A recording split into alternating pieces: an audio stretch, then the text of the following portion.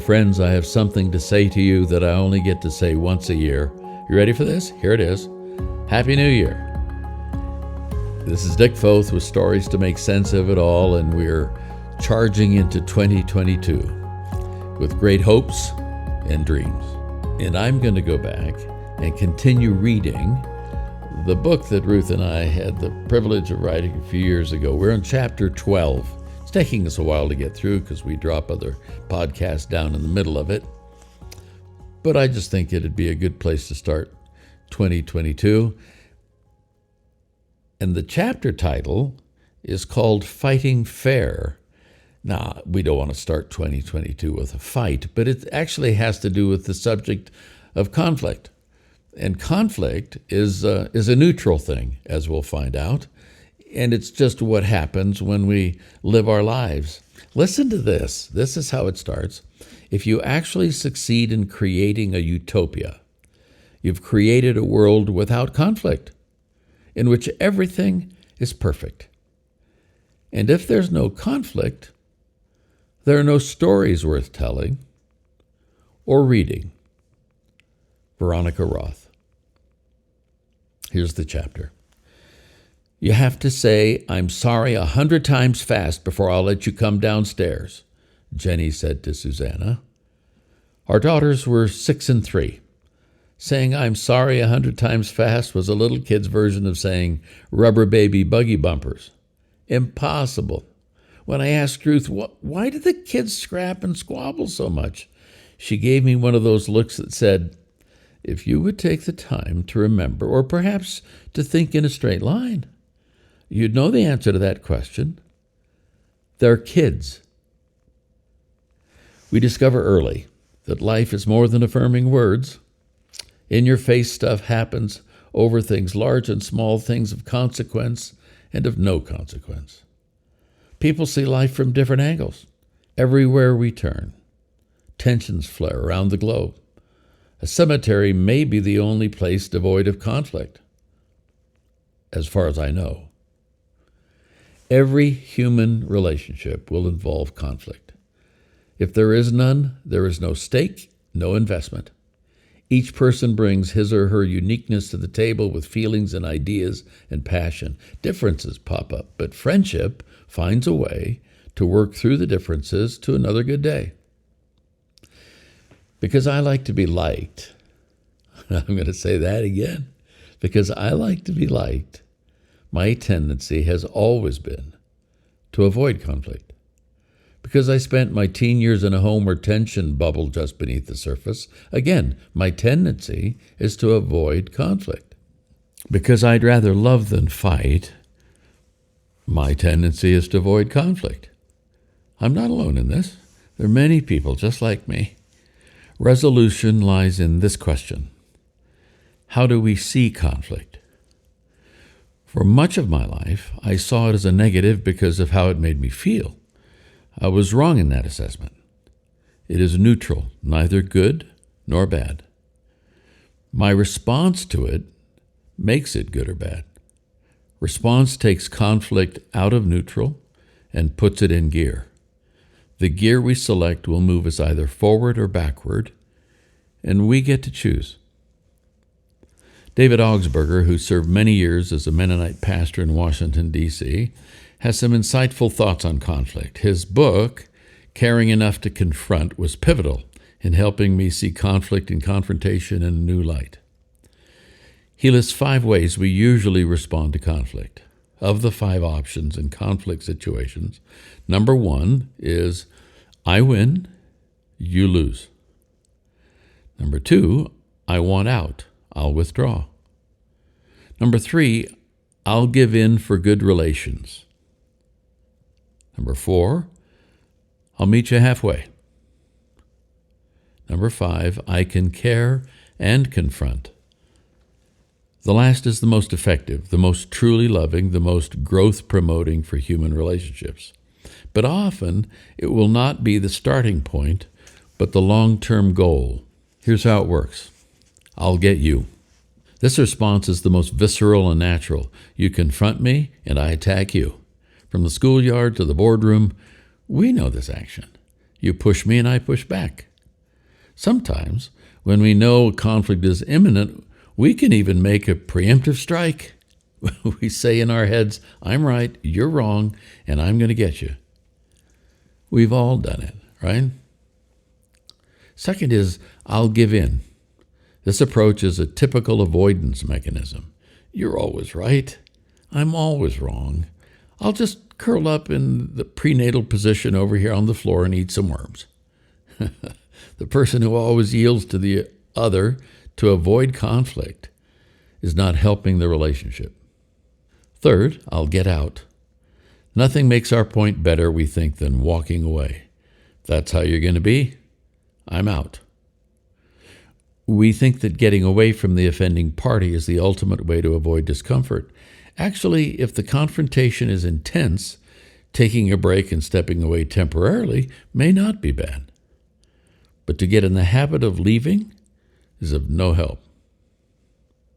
Let's meet halfway. It's the fourth thing. Compromise is always promising. It means each party comes halfway toward the other. It eases tensions immediately.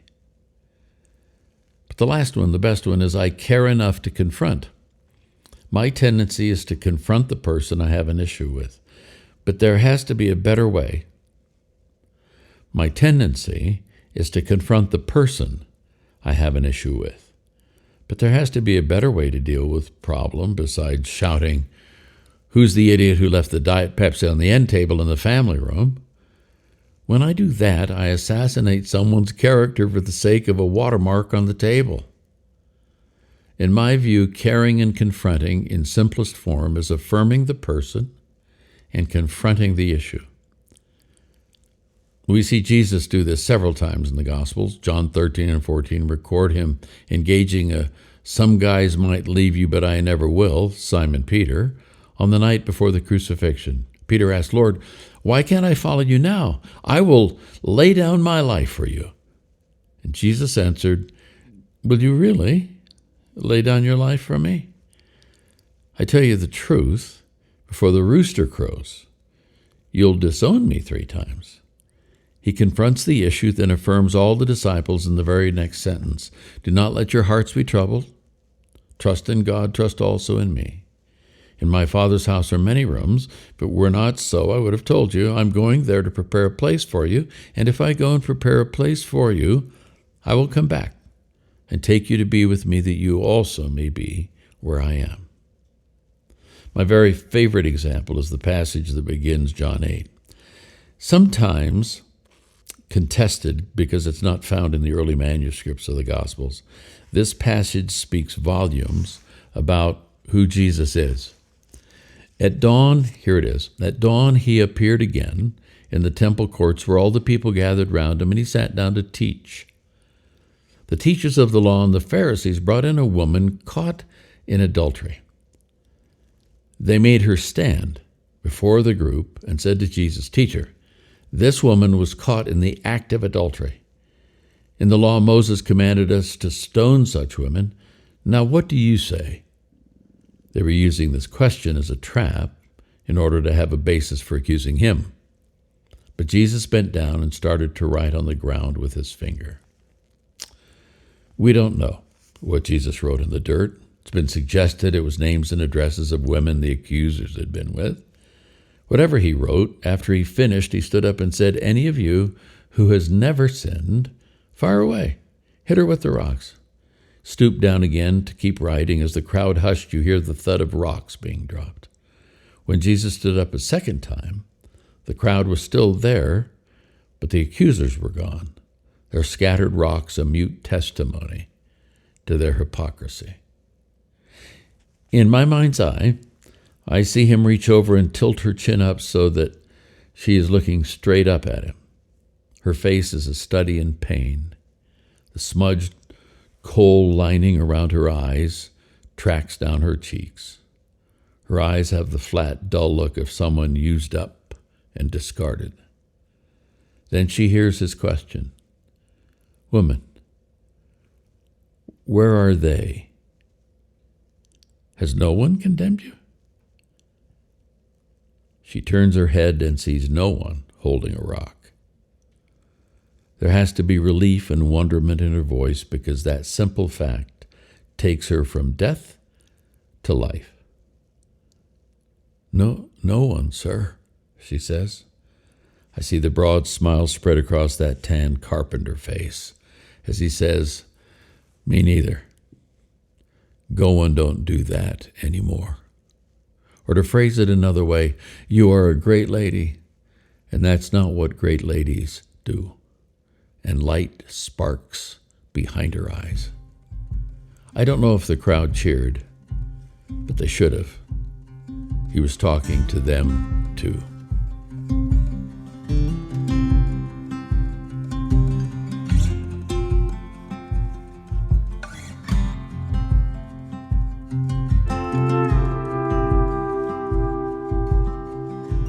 Vegas, here we come. It was a warm California spring day as Dave Householder and I drove the 90 miles inland from coastal Santa Cruz to Los Banos in the Central Valley of California. Dave had been friend for some years since he finished his PhD at the University of Illinois with an emphasis on how people learn. He and his wife, Linda, had spent many years in South Asia, and their cross-cultural gifts were stellar. This was about to be one of those cross-cultural days. One of our friends, connected to Los Banos High School, had asked me to come there to speak on building relationships in a time of conflict. The conflict at that moment happened to center on race. The farming community, numbering about 10,000 at the time, had a historic mix of Spanish, Portuguese, Basque, and white populations with smaller groups of Asian and African American students.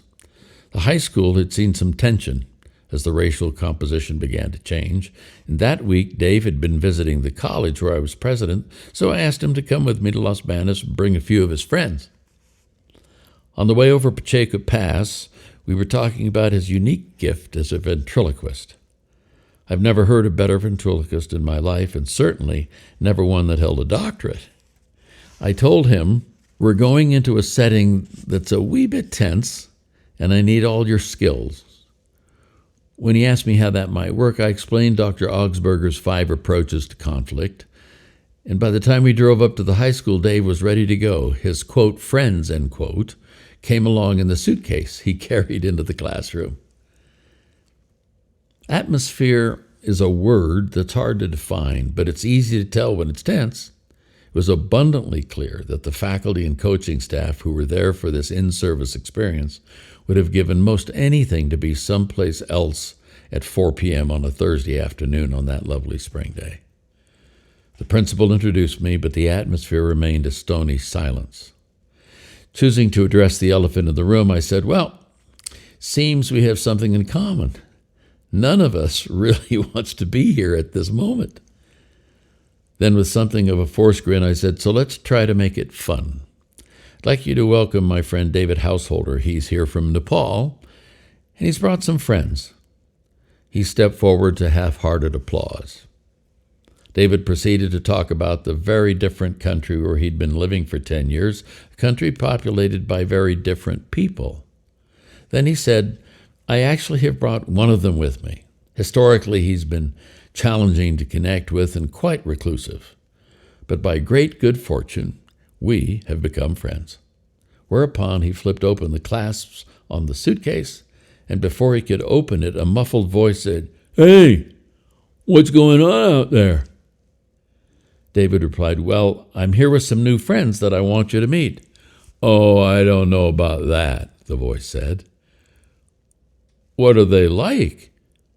Well, come see, David said as he brought a large green shaggy arm sock out of the suitcase. This fine fellow is my friend, the Yeti. We were looking at a bright green cousin of Sesame Street's Cookie Monster.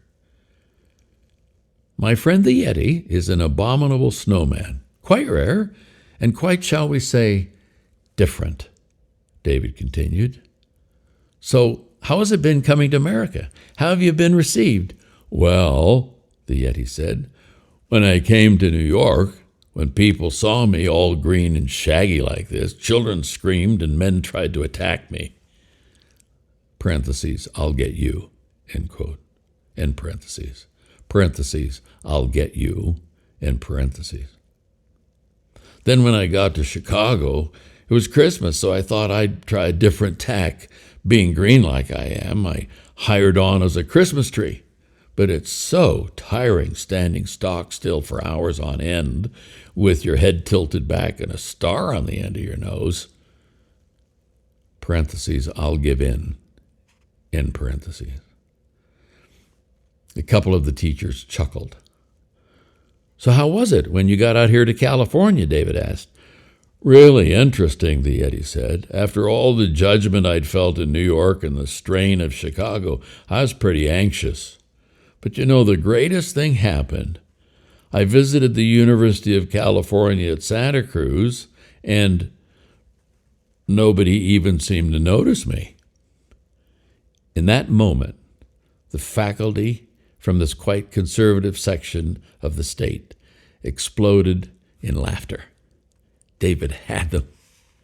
The coaches in the back row of the tiered classroom who had expressed boredom, lighting up cigarettes and gazing absent-mindedly out the windows to their right, turned toward David and stubbed out their smokes. The older teacher, who had been thumbing through a book because she had been here done this 100 times before, closed her book and looked up. David said, "So what do you do when the pressure just builds up? How do you handle it?" "Well," said the Yeti, "when I really feel beat up and hurt and just can't take it anymore, I climb back in that suitcase with my other friends. Then we talk about how hard it is to do what we do and how unappreciated we are and how nobody really understands how valuable we are." "What do you call that place?" David said. The Yeti looked up at him, then out at the audience of about 30 teachers and said, "Well, we call that the Puppets' Lounge." It was dead silent for 2 beats, then the room erupted in cheers and applause. At the end of the hour, the tension was gone and we had a new set of friends. The older female teacher walked up to David and paid him the highest of compliments. "I was in Vegas a few weeks ago and paid big money to see somebody who wasn't nearly as good as you. You've missed your calling." What might have become conflict piled onto other conflicts had become a window to resolution, and friends had been gained. Friends can count on conflict, and friends can count on resolving it.